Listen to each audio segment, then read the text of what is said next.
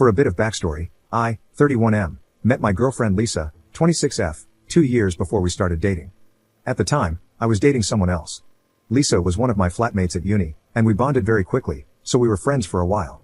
My girlfriend at the time broke up with me, and I had a brief fling with Lisa. There was no smashing, but we did kiss, hold hands, etc. We were very close as friends, and this felt very natural. However, I moved out a week later and relocated to the other side of the country. At the time, I was in a very bad place for a variety of reasons, and we slowed down talking as much. Then, a year later, she randomly reached out again, and we started talking. We reconnected completely. I was just graduating uni, and she was about to enter her final year after taking a gap year for work experience. She came to visit me at uni, and at this time, I fully expected it to be just a friendly visit, but it quickly became more. Soon after, she was back home, and we were chatting every day for literally up to 12 hours on FaceTime. We did it so often. I fell completely in love with her, and soon after, we became official. We've lived together for the last 4 years, having moved in together about 6 months before COVID.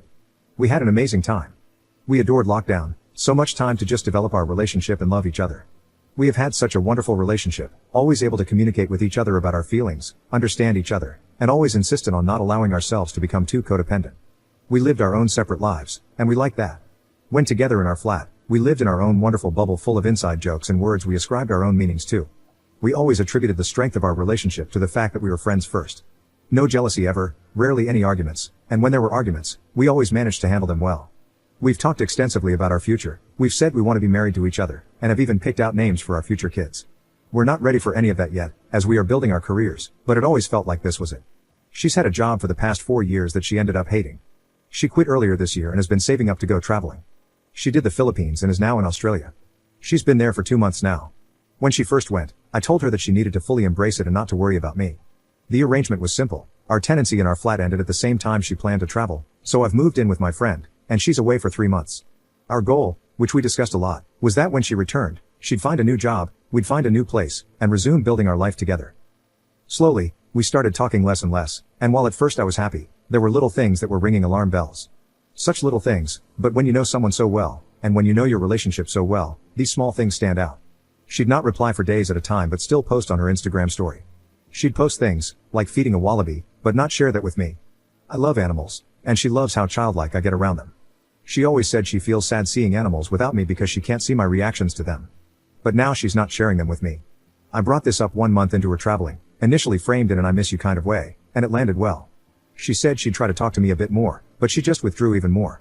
I brought it up again 2 weeks later, this time with a bit more of a maybe can we try to talk a bit more kind of way.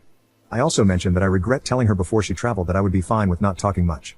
While I truly meant it at the time, in action, it was hurting me more than I expected. She understood and promised we'd talk more, but we talked less. A few days ago, I brought it up again, and this time, it was different. Each time, she's always insisted that she is in a bubble and needs to focus 100% on the traveling. I asked her if she could just give me 5 minutes every few days, just to say hello, but she said she wasn't sure she could even do that. This really upset me because we are 6 years in, and we have always had such a strong relationship, so I was surprised at how unwilling she was. I said we needed to talk about this properly over the phone, and she suggested the following night. Her time in Australia would make it around 8 to 10 a.m. my time. I was ready at that time, but she postponed it an hour as she was going for a sunset walk and then going out for dinner with her traveling friends. Then, it was postponed further, but I could no longer make the call as I had a client meeting. I told her how upset I was that she prioritized a sunset walk over our relationship, and that she had already had 2 months of them. I was only asking for 1 evening so we could talk about the future of our relationship. She agreed we needed to talk about the future of our relationship but said she couldn't do that until she returned home in 5 weeks. I said I couldn't wait that long and went to focus on my client. Essentially, she said she's so confused right now because she's in a bubble of traveling, and she's not sure if this is what she wants anymore. She floated the idea of wanting to move to Australia.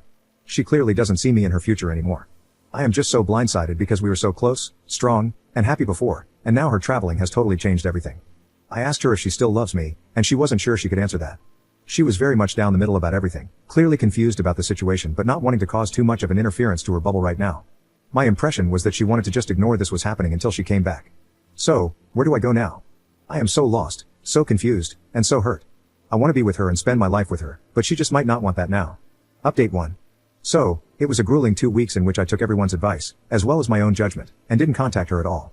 It was insanely difficult because I didn't really know anything about her perspective. I felt like I was in limbo. I didn't know where I stood and didn't know where she stood. Every day was day 1 of grieving, and the longer time went on, the more difficult it became. She had acted so coldly with me regarding talking about what was happening, and as I mentioned earlier, she had prioritized her traveling over my well-being and the well-being of our relationship. It was really hurting me because she knows me well, and I felt very confused and frankly traumatized that she was refusing to give me any answers. It was driving me insane. I wasn't eating or sleeping. I wasn't working much and couldn't concentrate on anything. I cried a lot. After a certain point, I decided that I couldn't continue this any longer, and although I tried to respect her need for space, I needed to respect my own need for answers. So, I reached out to her again. 2 days ago, we had a long, 2-hour video chat. She's currently in Vietnam. She sat in the hall of a hostel, and we talked openly, warmly, honestly, and in depth about both of our feelings. There were a lot of tears. It was a very emotionally draining conversation, but it gave me a lot of answers and resolved much of the turbulence I had experienced. I had written her a letter on the morning of the scheduled call, and I read it out to her. I explained how she had made me feel and how unempathetic I felt she had been. She took this on board on a profound level and deeply apologized. I could tell she was truly hurt with herself for having behaved like that. She acknowledged that she had buried her head in the sand regarding her feelings. It was truly powerful to hear her be so candid. This was the girl I had fallen in love with. She was usually so empathetic, smart, and sensitive, so her behavior in the past few weeks being the opposite of that had created such strange feelings in me. I was glad that we were talking back on the level we were usually so good at. But long story short, it is over. You see, I am her first boyfriend. Sure, she has slept with her fair share of lads, but I'm her first relationship. We met when I was 22, and she was 18. I was really the only man in her life for a long time. Now she's traveling and feels a deep sense within herself that she needs to explore herself and her life without a partner. She needs to be alone to do this. I completely understand this.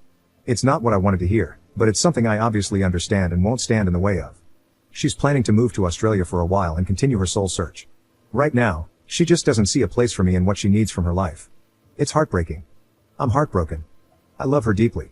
She still loves me. But sometimes that just isn't enough, and that's all there really is to it. A lot of you suggested, sometimes with quite a cruel snarkiness, that she was cheating. She wasn't. I'm sure some of you will still believe that, but that's fine. Maybe you just haven't been in a real, adult relationship where there is honesty and transparency.